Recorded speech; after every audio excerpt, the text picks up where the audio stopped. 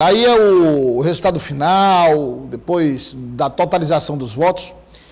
O vencedor da eleição, presidente eleito, Lula, teve 60.345.999 votos. O segundo colocado, atual presidente Jair Bolsonaro, teve 49,10% dos votos. 58.206.354 votos.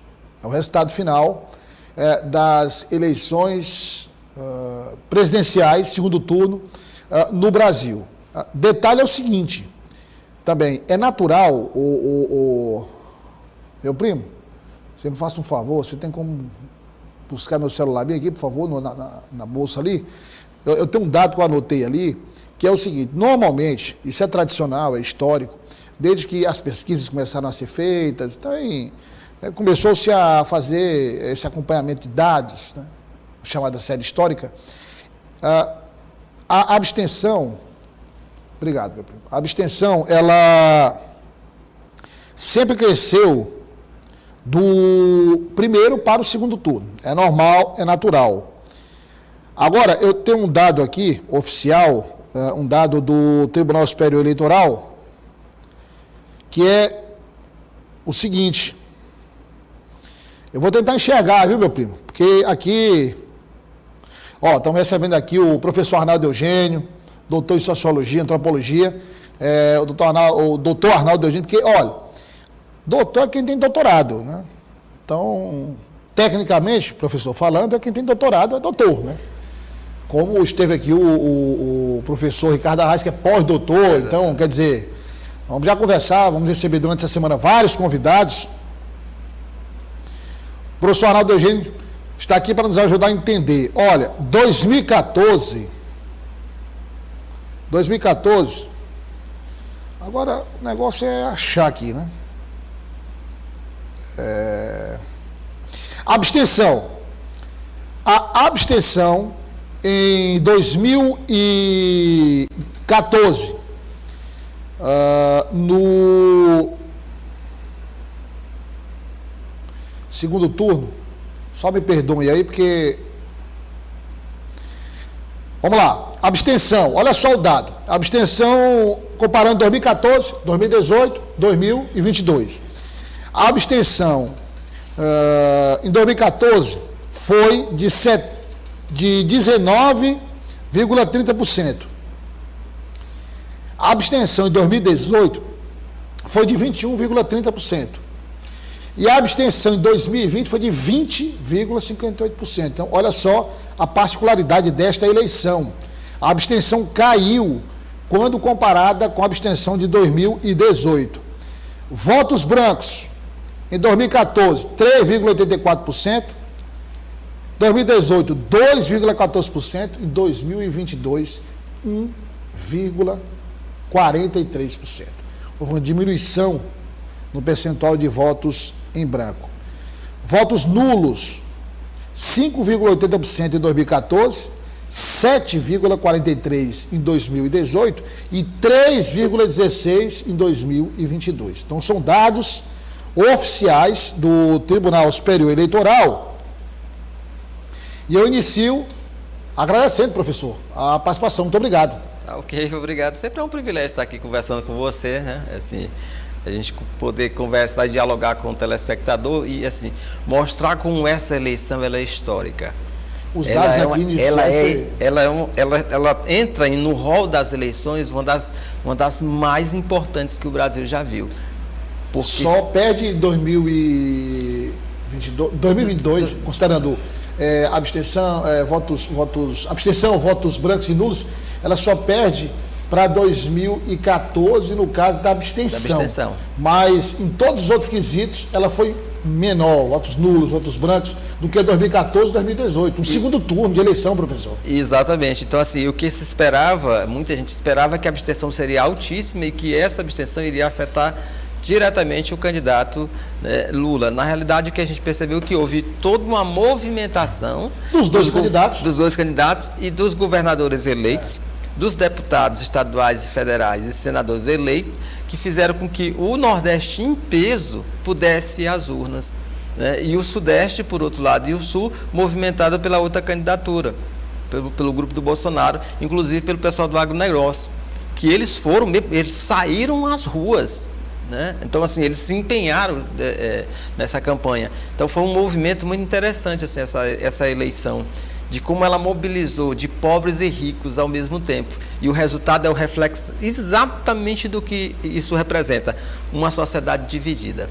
Professor, o senhor já, eu lembro assim, eu não lembro detalhadamente, mas o senhor lembra em outras eleições, por exemplo, 2014, foi Dilma e Aécio. 2018, Bolsonaro e Haddad. E agora Lula e Bolsonaro. O senhor viu nas últimas 3 eleições, nas últimas 2, 2014 e 2018, uma mobilização de segundo turno tão intensa quanto esta? Porque a gente acompanhava, claro que não era como foi no primeiro turno, mas o volume de campanha continuou, quer dizer, carreatas, passeatas. Houve efetivamente um envolvimento por parte dos candidatos eleitos e não eleitos nesse segundo turno. Sim, e interessante também, houve um movimento de prefeitos e vereadores que é muito interessante, assim, de dizer, na última hora que era Lula e no final, quando aparece a votação, o Bolsonaro tem mais voto na cidade. Ou seja, como ele vai se explicar depois, eu não sei. Do outro lado, pessoal, falando disso, especificamente, eu tenho aqui um dado. Por coincidência, eu andei fazendo um mapeamento no estado do Piauí, e pelos meus levantamentos, se eu não tiver errado, nós temos o caso de Altos. Sim. Cidade de Altos, aqui próximo a Teresina, onde o Bolsonaro cresceu a votação. Eu tenho um mapeamento todo o estado do Piauí feito aqui, quase todo, não todo, mas quase todo. E o prefeito que votou no Bolsonaro, o atual prefeito que votou no Bolsonaro no primeiro turno, declarou voto no Lula no segundo. E parece que essa declaração de voto do atual prefeito de Altos teve um efeito negativo, porque o ex-presidente Lula diminuiu a votação no município de segundo turno. Né? Exato, diminuiu e foi eleito. Foi eleito. Quer dizer, tem alguns, viu, meu primo, alguns municípios aí, que os prefeitos declararam o voto, foi pior. Foi pior. Então, no caso de Altos, foi um exemplo, né? Exato, era melhor não ter declarado, porque agora fica ruim de justificar. Como eu declarei voto, não trabalhei na campanha e o candidato foi mais voto. Não, eu votei em Bolsonaro no primeiro turno, teve lá X votos, Lula X votos. No segundo turno, eu declaro o voto a Lula, voto em Lula, e no momento em que eu declaro o voto, o candidato Lula cai a votação. E o Bolsonaro aumenta. Quer dizer, imagina-se que não é que ele não votou. Uma coincidência. Né? Não é uma coincidência. Que o grupo dele não votou, né? Na realidade não votou no Lula, declarou o voto, acho que mais uma questão mesmo local.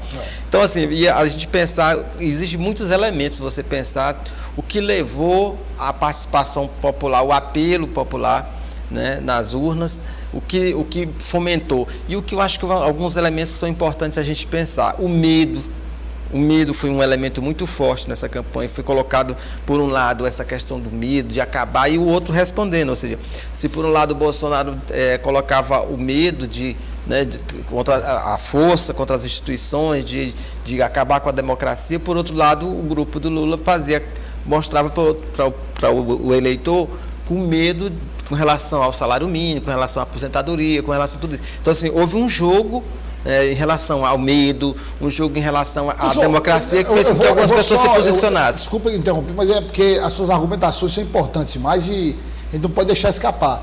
Quer dizer, foi a guerra das guerras.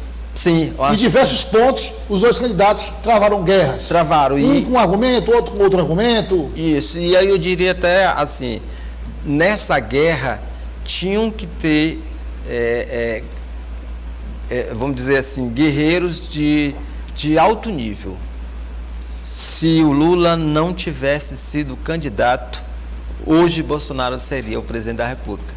O senhor não enxerga em qualquer outra força, em qualquer outro nome político do Brasil, força para formar essa frente ampla de partidos e vencer a eleição do atual presidente? Porque o Lula ele reúne outras qualidades que Fernando Henrique não tem, que Serra não tem. Que declararam o voto em Lula. Que declararam o voto em Lula, que é um líder carismático. Você vê, ele tem um apelo popular, ele tem uma empatia popular muito grande. Isso fez uma diferença. Então, assim, do outro lado, o Bolsonaro não é um líder carismático, não é um líder político. Ele está como presidente, mas ele não se portou como tal. Talvez se ele tivesse se comportado como tal, né, na envergadura do cargo, talvez ele tivesse feito um efeito maior agora nessa finalzinho, porque a diferença é muito pequena de votos. Então foram detalhes. Então, em detalhes, foi perdida a eleição. Por isso que a gente sempre diz, a eleição só acaba quando termina, porque um detalhe faz com que o resultado se modifique numa fração de segundo. Quando começa a apuração, que os primeiros votos vêm do Distrito Federal, vem Sul e Sudeste, ele está na frente, às 18h30 mais ou menos, 18h35, quando os votos... Essas regiões já estão encerrando? Já estão encerrando, aí você pode até dizer, bom, então, se essas regiões onde havia uma maioria de Bolsonaro se encerra, o grande peso vem agora. Tanto é que quando começa a apuração e começa a aparecer os votos do Nordeste, do Norte, então Amazonas, eles não imaginavam perder no Amazonas, perderam. Então os votos do Pará, quando esses votos começam a aparecer, a gente começa a dizer se ele vai ganhar a eleição.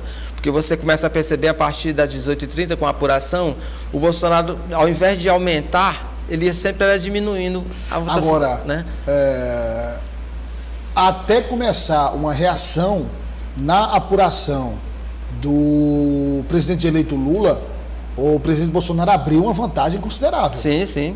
Até naquele momento se imaginava de que seria muito difícil tirar, porque teria que ter porque se imaginava o quê? Que a operação da Polícia Rodoviária Federal iria fazer um efeito e iria diminuir esses votos, principalmente no Nordeste. Agora, então fica difícil você acreditar de que não foi algo pensado. Por que foi só no Nordeste? Não, e por que foi só no... Não, tudo bem, na eleição sempre tem a fiscalização. Sim. Mas se havia uma determinação da própria Justiça Eleitoral... Exato. E por que em Garanhuns? É muito simbólico isso na terra do Lula, presidente eleito Lula. É. Então, assim, aqui no Piauí, alguns em vários locais, ali na PRF, da BR-343, ali, quem vem de Piripiri, também na região sul do estado, que, aliás, como eu disse aqui no jornal, o caso vai ser apurado pelo Tribunal Superior Eleitoral. O diretor-geral da Polícia Rodoviária Federal declarou o voto do presidente Bolsonaro, depois retirou a postagem de sua rede social. Quer dizer, são essas, não que não se possa, mas ele como diretor da Polícia Rodoviária Federal, ele representa o Estado e não o governo. Não o governo, o Estado. É isso que tem que separar. Então, ele é um cidadão como outro qualquer, ele tem direito a declarar voto, a fazer o que ele achar que deve fazer dentro dos limites que a lei permite. Agora, como representante, como diretor da Polícia Rodoviária Federal, ele representa o Estado, não é o governo. Aí a gente usa a velha expressão da liturgia do cargo, né? Exatamente. Quer dizer, a liturgia do cargo exige que se tenha um determinado comportamento. Um comportamento que o cargo exige, né? Agora, é preciso também depois avaliar com mais calma, né? Depois que os pontos onde ocorreram as operações forem mapeados, né? Quando se fizer uma apuração, para se ter uma ideia mais exata se de fato essas operações conseguiram... Mas no conto geral não, ela não conseguiu, se existia a intenção. Eu conversei com alguns petistas, eles questionam muito se Lula não poderia ter tido uma diferença maior. Quer dizer, se não tivesse havido ele poderia ter...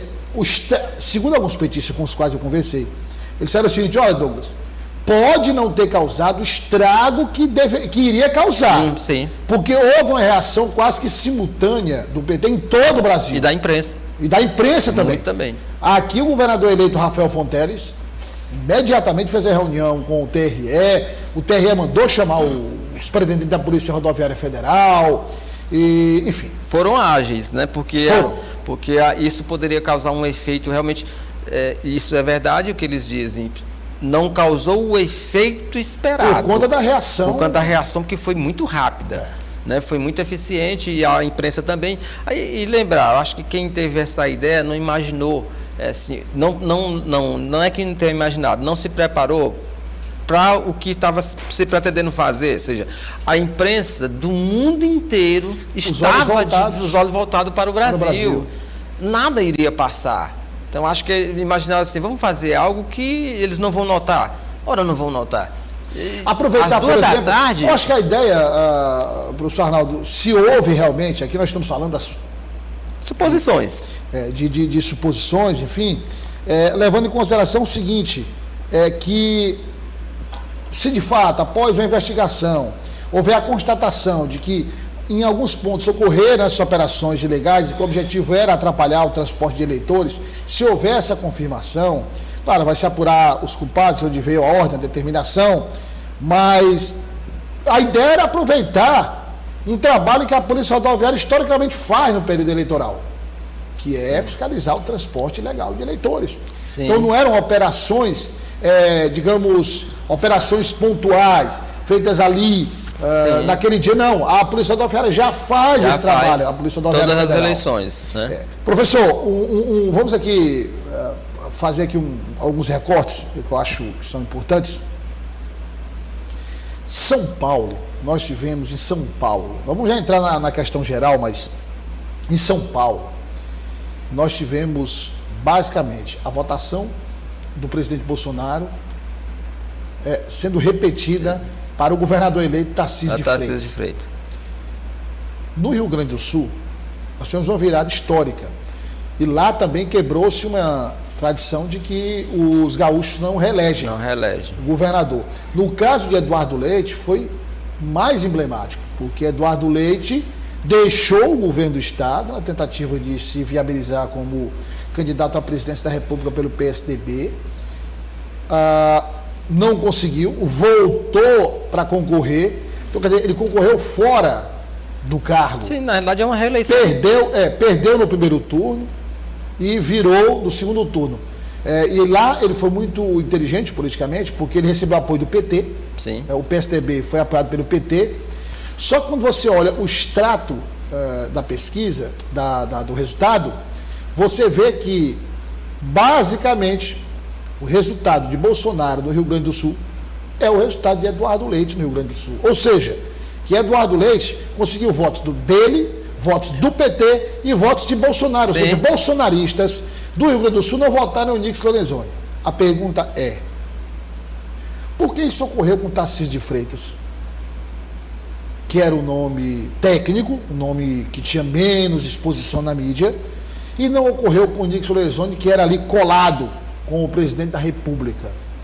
Pode-se atribuir isso, professor, a algumas atitudes de Onyx Lorenzoni, grosserias, homofobia contra o governador eleito do Rio Grande do Sul. Ele se declarou homossexual.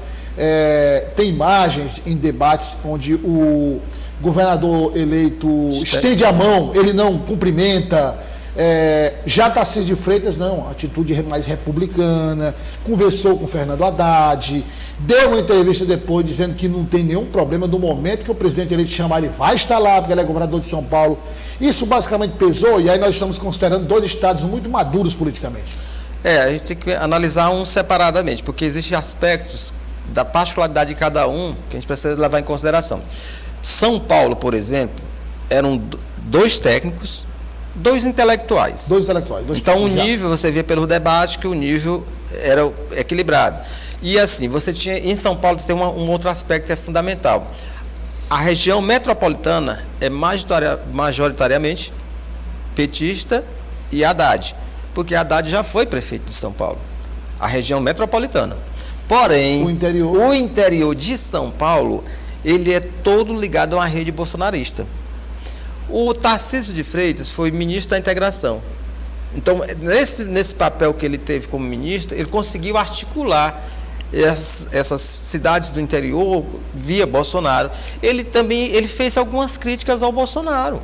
Tarcísio de Freitas é um bolsonarista, vamos dizer assim, mais moderado, se é que existe bolsonarista moderado. Podemos dizer que... é uma brincadeira. Podemos dizer aqui que Tarcísio de Freitas e Carla Zambelli estão em campos completamente opostos do bolsonarismo? Com certeza. São dois extremos do bolsonarismo. Pronto, 2 extremos, a expressão é essa, professor. Então, assim, o Tarcísio, ele teve o quê? A sabedoria de usar essa estratégia bolsonarista para trazer voto para ele, sem ser um bolsonarista raiz. Já o Onyx Lorenzoni vai para o Rio Grande do Sul e lembre-se que ele já não tinha ele não tem muita credibilidade no grupo bolsonarista. Ele foi um dos primeiros. Ele era próximo ao presidente, mas não tinha aquela. Não era um técnico de qualidade. Tanto é que ele foi ministro do primeiro, depois do segundo, foi tirando ele até expulsar ele do governo.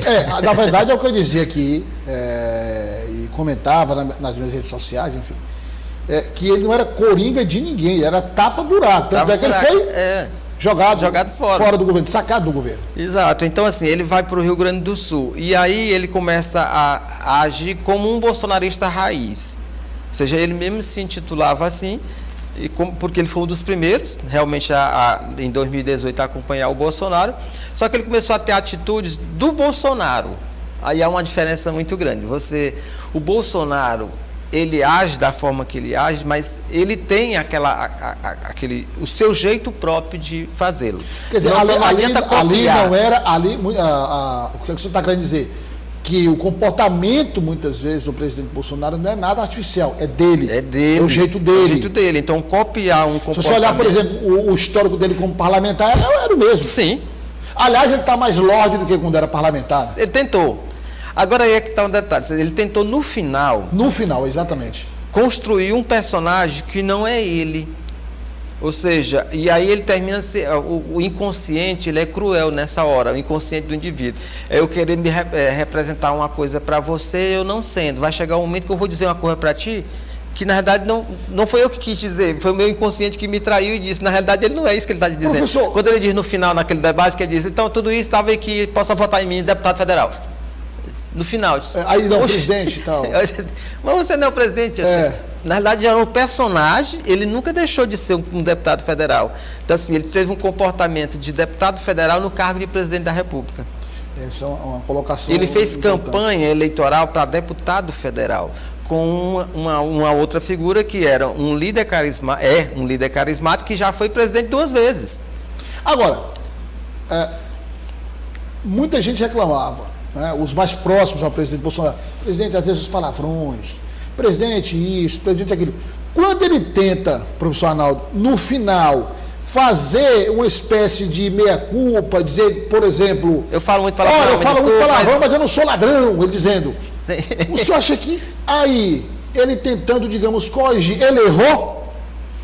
Não é que ele errou. Prejudicou? Eu acho que a estratégia foi tarde demais. Então o senhor acha que a estratégia foi correta, agora tarde demais? Tarde demais, ou seja, eu tenho 10 dias para a eleição, eu vou mudar o meu personagem.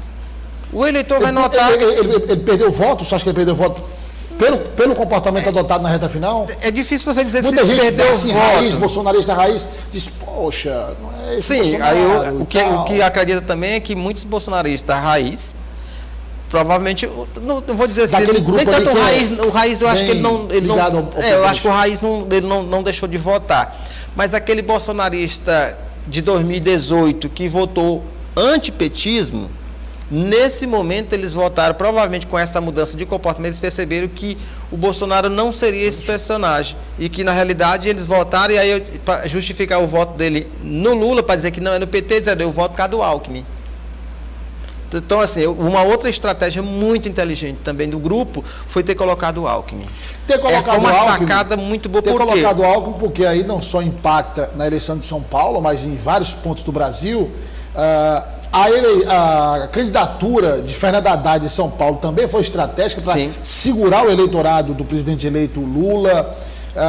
Então, assim, foram vários pontos realmente que o presidente eleito teve essa habilidade de enxergar. Isso. Porque quem disputou tantas eleições, foi presidente da República 2 vezes, tem essa visão mais ampliada da realidade. Tanto é que ele já fez vários acenos, ou seja, teve uma entrevista uma semana atrás que ele dizia, e olhava para Gleisi Hoffmann, dizendo, não será um governo do PT. Ou seja, ele já está acenando, dizendo o seguinte, esse governo não vai ser como os 2 anteriores. Não. É majoritariamente petista, que vai ser uma composição de várias forças. Até porque é necessário. É necessário. É necessário porque ainda existe um antipetismo no Brasil. Então, assim, os erros que o PT cometeu em 2013, 2014, Então, assim, isso vai ser colocado em xeque agora. Então, é preciso, para montar esse novo governo, que o Lula tenha habilidade suficiente e ele tem, para montar um governo que não seja majoritariamente ou preferencialmente petista, porque senão pode criar de novo, arrefecer a questão do sentimento antipetista de um governo só para os petistas. Não, é um governo para os brasileiros, até porque a sociedade está dividida. Aí eu pergunto ao senhor, a criação de um governo, a composição de um ministério, de cargos, uma composição que represente uma frente ampla de partidos, inclusive de partidos que não estiveram na campanha do presidente eleito Lula. Quando ele compõe um ministério com um ministério, digamos, heterogêneo politicamente, sim, que une várias forças, você pode até chegar num determinado partido, como o próprio MDB, que parte votou em Simone Tebet, parte Lula, chegar em um partido como, sei lá, enfim, qualquer partido que apoiou republicanos, que apoiou o presidente Bolsonaro, e dizer, olha, não vem, o Republicanos não apoia todo, parte do Republicanos, então eu vou pegar o apoio de parte do Republicanos, parte de partido A, parte de partido B. Essa composição heterogênea, ela começa também como um recado para o Brasil? Sim, e é importante nesse momento. Eu penso que essa eleição ela é um marco divisor em relação a todas as outras formas ou outros governos, né, do passado, porque antes eu governava com um lado que foi comigo, ou seja, aqueles que eram meus opositores vão ficar na oposição e nada para eles. Agora é diferente. Por exemplo, Ciro Nogueira. Lula vai ter que fazer alguma conversa com o Ciro e vice-versa? Sim, o Ciro é senador. Não, e considerando também que vai haver a federação entre União Brasil e o PP. E o Progressistas. Sim. Quer dizer, vai ser uma super bancada. Exato. O que a gente diz agora? O Centrão acabou? Não. Será? Se o Centrão acabou, e então assim, e o Centrão ele joga com quem? Ele joga com quem está no poder. Qual foi o erro do Bolsonaro? Que eu vejo. Como o Centrão joga com quem está no poder, quanto mais fraco é o governo, mais fácil o Centrão se apodera. O que historicamente não é o caso do presidente eleito Lula. Não. Porque aí eu vejo assim, o Bolsonaro ele estava no governo, disse que não iria compor com ninguém, era um governo diferente. Depois quando ele se viu em apuros... Lá foi naquela época ideológica, Weintraub, Ernesto Araújo, aquela turma. Começaram a chutar balde para todo lado e esqueceram do Congresso. Ou seja, o Congresso existe mais de 100 pedidos de impeachment dele dentro do Congresso. Olha só o que ele estava fazendo. Quando ele percebeu, foi o que ele chama. Então, agora eu tenho que me aliar ao Centrão. Porque ele disse que jamais, inclusive o general Heleno fez até uma brincadeira. Música aí, Centrão. Centrão, pega ladrão. Então, assim, de repente... Depois ele fez uma meia-culpa, né? Eu estava... Então, a junção ali com parte do Centrão tirou alguns votos dos bolsonaristas moderados, vamos dizer assim. Aí você vai ver isso onde? Lá no Rio Grande do Sul. Você vai ver isso em Minas Gerais, você vai ver isso lá em São Paulo. Então, assim, como é que pode? Tarcísio chegou, vamos dizer assim, do nada. E, de repente, o Tarcísio com 57%. Como ele conseguiu isso? Então, assim, existe um antipetismo. E existiu também os bolsonaristas conservadores que apoiaram ele ali, mas que provavelmente puderam ter votado em Lula. Então, assim, muita gente, como aconteceu no primeiro turno, dizia aqui na frente que era Bolsonaro, no dia da eleição botava 13. O próprio Zema fez isso. Né? O professor, quando o nosso tempo está esgotado, um minutinho só para encerrar aqui, para perguntar o senhor o seguinte. Logo após a eleição, a gente teve pronunciamento da ministra Rosa Weber, presidente do Supremo Tribunal Federal. Pronunciamento do ministro Alexandre de Moraes, presidente do Tribunal Superior Eleitoral. Pronunciamento do presidente da Câmara, Arthur Lira, foi o primeiro a se pronunciar, aliado do presidente Bolsonaro.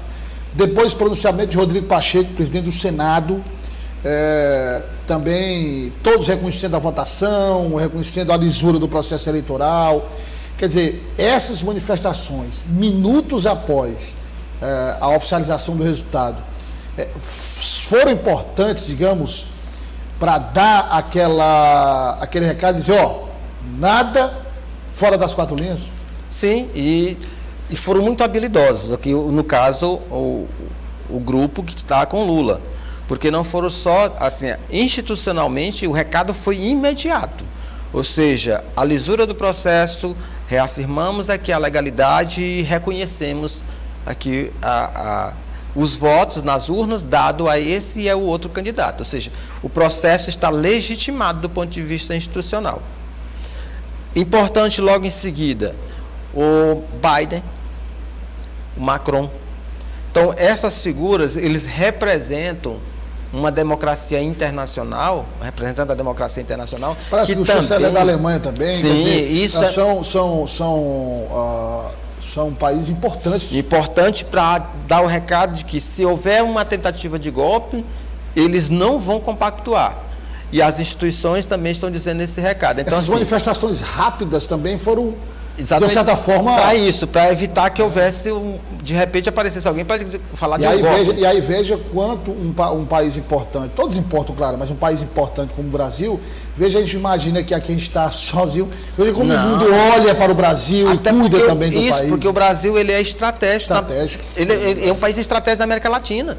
Então, assim, hoje, do ponto de vista ambiental, o Brasil pode voltar ao cenário internacional como um grande líder na questão ambiental, a Amazônia. Fundamental só para encerrar mesmo, onde o presidente eleito disse, nós vamos voltar, vamos aceitar ajuda financeira, vamos aceitar cooperação técnica, sim, mas sem perder a soberania da Amazônia, do nosso território. Exato. E já está acontecendo. Por quê? Como foi tirado muito recurso do meio ambiente, provavelmente esse novo governo vai ter muita dificuldade de arranjar recursos para o meio ambiente. Porém, as instituições internacionais já anunciaram ontem mesmo, e hoje pela manhã, a Noruega, que a partir de janeiro retorna o fundo para o meio ambiente, para a preservação da Amazônia. A Noruega tinha suspendido por causa do governo, por causa daquela história de passar a boiada. E aí eles estão voltando. Então, assim, as instituições internacionais podem ajudar o governo nesse momento, por isso que é importante a eleição do Lula. Porque ele tem esse apelo internacional. Verdade. Professor, muito obrigado pela participação. O assunto é muito palpitante mesmo, tem muitos recortes. Tem vários, você pode fazer uma infinidade de recortes para a gente até entender como é que vai ser a partir de janeiro. Mas aí a gente também tem aí nós estamos esperando aí a manifestação do presidente Bolsonaro. E, lógico, o senhor está convidado para voltar e para a gente, ao longo dos próximos dias, e aí vem ministério, vem transição, para a gente poder ter uma ideia, professor, exatamente de como vai ser, porque a cara da equipe de Lula vai ser a cara do governo, dessa composição. Muito obrigado. Tá ok. Então, ficou essa ideia para o telespectador. O anúncio dos ministérios, dos ministros já é um recado para a nação e para o mundo, de como o Brasil vai funcionar. Então, qual vai ser o primeiro ministro que vai ser anunciado? Provavelmente Marina Silva vai ser meio ambiente. De novo. De novo. E ela tem um respaldo internacional muito grande, então a credibilidade. Então, assim, a hora de for anunciar e quem vai ser anunciado também é estratégico. A ordem. Isso, é estratégico porque é um recado que eu estou dando para eu poder fazer um governo com aliados. E eu vou precisar de muitos aliados agora, o governo vai precisar de muitos aliados no parlamento para poder governar. Obrigado, professor.